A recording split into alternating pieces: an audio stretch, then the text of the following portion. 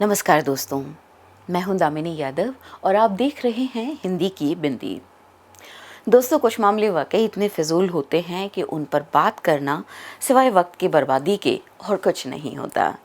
लेकिन अगर वो मामला उस नाम से आकर जुड़ जाता है जो आदर्श तो हर युग में मानवता और त्याग का जीवन जीने का माना जाता रहा है, लेकिन पिछले कुछ अरसे से जिसे आधार बनाकर हजारों जिंदगियों को दांव पर लगा दिया गया हो, तब उसे नजरअंदाज करें भी तो कैसे।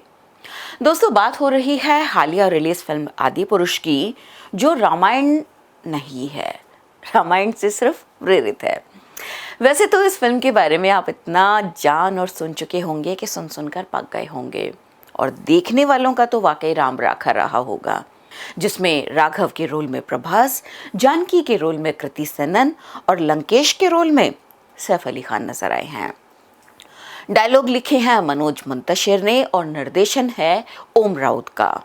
अब तक इस फिल्म की मेकिंग, एक्टिंग, डिजाइनिंग और इसके डायलॉग्स वगैरह यानी लगभग हर पहलू पर बहुत बातें हो चुकी हैं और फिल्म को एक सुर से कलयुग की रामायण घोषित कर दिया गया है। फसीहत तो इतनी हो चुकी है कोई हद नहीं, लेकिन इस सब के बावजूद उसमें बदला कुछ नहीं है सिवाय इसके कि अब उन डायलॉग्स में से कुछ एक को बदल दिया जाएगा, जिनसे कुछ लोगों की भावनाएं आहत हो रही हैं। वैसे भावनाएं भी बड़ी अजीब हो चली हैं आज के दौर में कि कब, कितने अनुपात में और किससे आहत होंगी या बिल्कुल नहीं होंगी, इसका भी पूरा अलग ही गणित है। अब जैसे इस फिल्म के मामले को ही देख लीजिए। युगों युगों से जन जन में लोकप्रिय पूजनीय रामायण के इतने फूहड़ रूप से भी लोगों की भावनाएं आहत तो हुई, लेकिन कुछ दूसरे फिल्मों की तरह सिनेमा घरों में पर्दे नहीं फाड़े गए, कुर्सियां नहीं तोड़ी गई, सिनेमा घरों को आग लगाने की धमकियां नहीं मिली, कलाकारों की देशभक्ति पर सवाल नहीं उठे, उनकी नाक कान काटने की धमकियां वगैरह नहीं मिली, विशेष सुरक्षा के बंदोबस्त नहीं करने पड़े, बस कुछ लोगों की भावनाएं आहत हुई हैं। तो उन पर मरहम लगाने के लिए फिल्म के कुछ एक डायलॉग्स में बदलाव हो ही रहा है, यानी उन्हें माफ तो कर दिया जाएगा मगर दिल से नहीं। वैसे भी अब ये किसी शाह, खान, अयूब या तैमूर वगैरह से जुड़ा मामला तो है नहीं कि इस आपदा को अवसर में बदलते हुए किसी को बाबर की औलाद घोषित कर दिया जाए या किसी की देशभक्ति पर सवाल उठाते हुए उसके लिए पाकिस्तान जाने का टिकट करा दिया जाए, और कुछ नहीं तो भीड़ ही मॉब लिंचिंग से इंसाफ अपने हाथ में ले ले।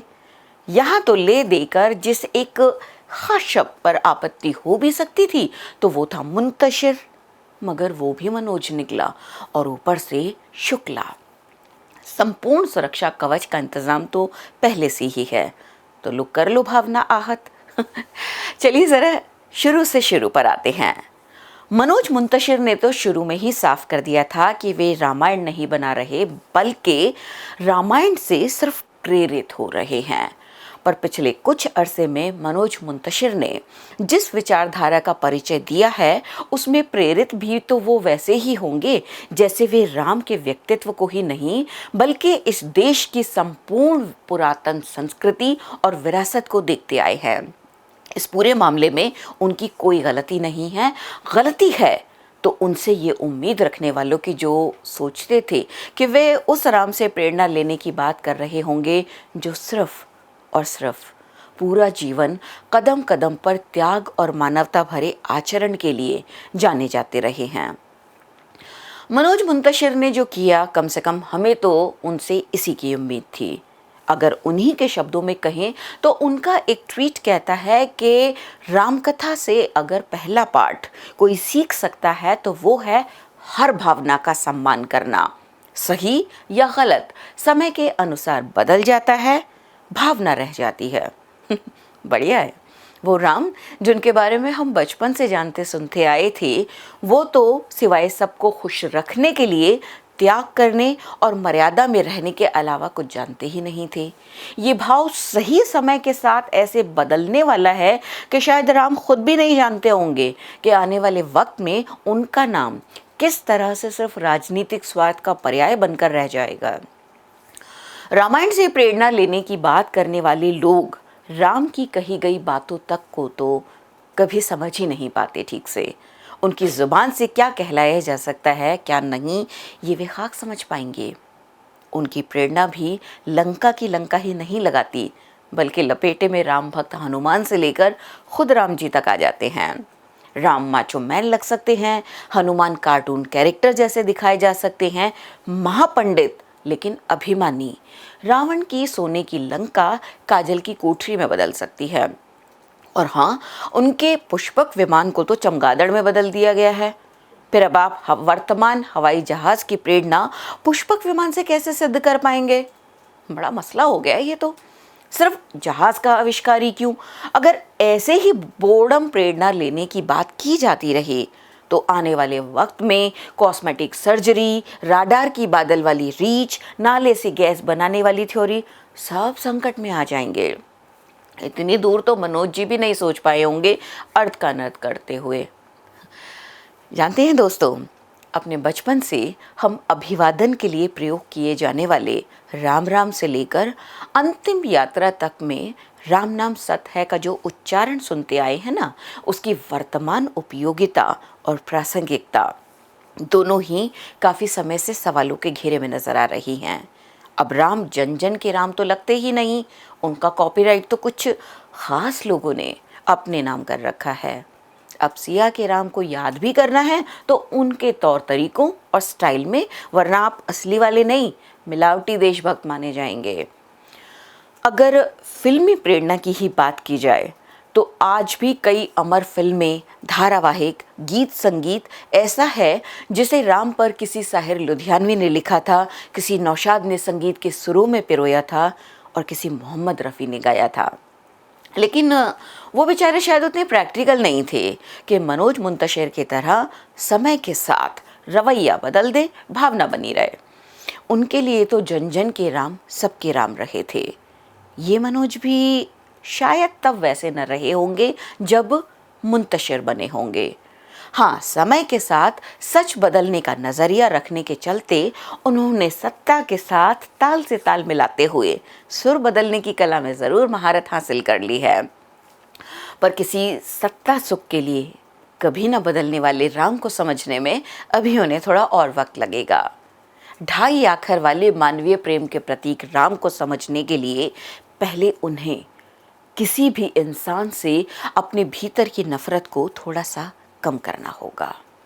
शायद तब उन्हें समझ आ पाएगा कि क्यों जन्म से लेकर मरण तक राम का नाम लेने पर उन्माद नहीं, शांति का अनुभव होता है।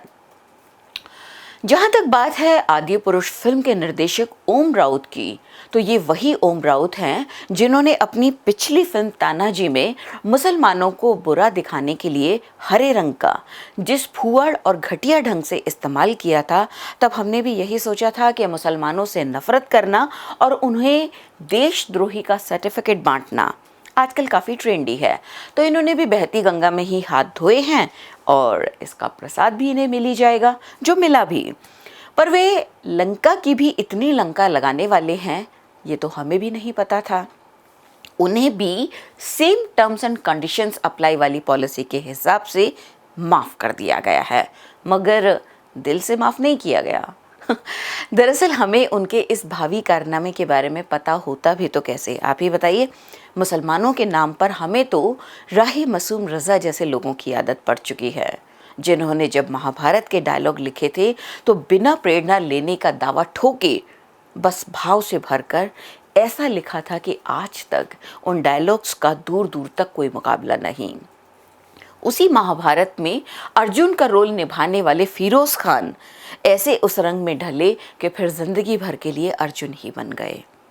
सिनेमा के छोटे बड़े पर्दे पर अपनी अदाकारी का जलवा बिखेरने वाले कितने ही कलाकार ऐसे हैं जो अपने मोहल्ले की रामलीला के किरदारों में ढलकर निखर कर यहाँ तक पहुँचे और अपना नाम बनाया।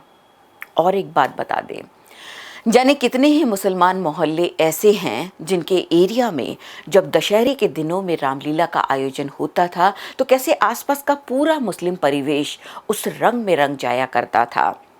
उसका खर्च तक कितने मुसलमान घर उठाते थे, ऐसी कहानियों से वो तमाम अखबार भरे रहते थे जो आज अपने पहले पन्ने पर नफरत बांटने का काम करते हैं। और ये कोई हड़प्पा सभ्यता की बात नहीं है। अभी 20-30 साल पहले के इन्हीं अखबारों के पन्ने देख लीजिए जो कहीं रिकॉर्ड रूम में धूल खा रहे होंगे, कौमी एकता की बातों की तरह। प्रभास के लिए हम ज़्यादा कुछ इसलिए नहीं कह पाएंगे क्योंकि बेहद शानदार और समर्थ अभिनेता होने के बावजूद उन्हें बाहुबली के खुमार से निकलने में अभी वक्त लगेगा। और वैसे भी कहा जाता है कि एक्टर डायरेक्टर का बंदर होता है। प्रभास जैसे समर्थ अभिनेता को भी किस तरीके से बर्बाद किया जा सकता है, ये बताने के लिए आदि पुरुष की मिसालें लंबे अरसे तक दी जाती रहेंगी। कृति के हिस्से कुछ खास आया ही नहीं तो वे करती भी क्या। कपड़े तक तो उन्हें भगवा की जगह सफ़ेद पहना दिए गए हैं। वैसे भगवा के लिए हमारे मन में सम्मान किसी डर या आलोचना के चलते नहीं है, बल्कि ये सम्मान तो आता है उस ज्ञान की परंपरा से जिसमें बताया गया है कि जब हर तरह के लोभ, स्वार्थ, ऐश्वर्य और सुख की चाहत से जीवन ऊपर उठ जाता है, तब भगवा चोला धारण किया जाता है। लेकिन अब तो समय के हिसाब से समझ भी बदल चुकी है, इसीलिए ऐसे कितने ही लोग मिल जाएंगे जिन्होंने इस वक्त ये भगवा चोला सब कुछ त्यागने के लिए नहीं बल्कि सत्ता सुख पाने के लिए ओढ़ा है। बात करें सैफ अली खान की कास्टिंग की, तो वे आज के वक्त में इस रोल में कास्ट हो गए, इसी पर हैरान हुआ जा सकता है। लेकिन जहाँ तक बात है एक्टिंग और परफॉर्मेंस की, तो कहानी और निर्देशन की डिमांड के नाम पर आपको कुछ भी कर लेने से पहले तानाजी के बाद दबे दबे ढंग से कहे गए अपने शब्द तो याद कर लेने चाहिए थे कि तानाजी फिल्म में वो रोल करना शायद आपका गलत फैसला था। कोई भी फिल्म करना सही या गलत फैसला नहीं होता, बल्कि सिनेमा जैसे सामाजिक जवाबदेही वाले माध्यम के माध्यम से कुछ भी कहना या करना ज़रूर सवालों के घेरे में आ जाता है। उस पर उस दौर में जब चारों तरफ देखकर लगता हो कि हम किसी ज्वालामुखी के मुहाने पर बैठे हैं जिसे जब तब फटने के लिए बस ज़रा सी चिंगारी की दरकार होती है।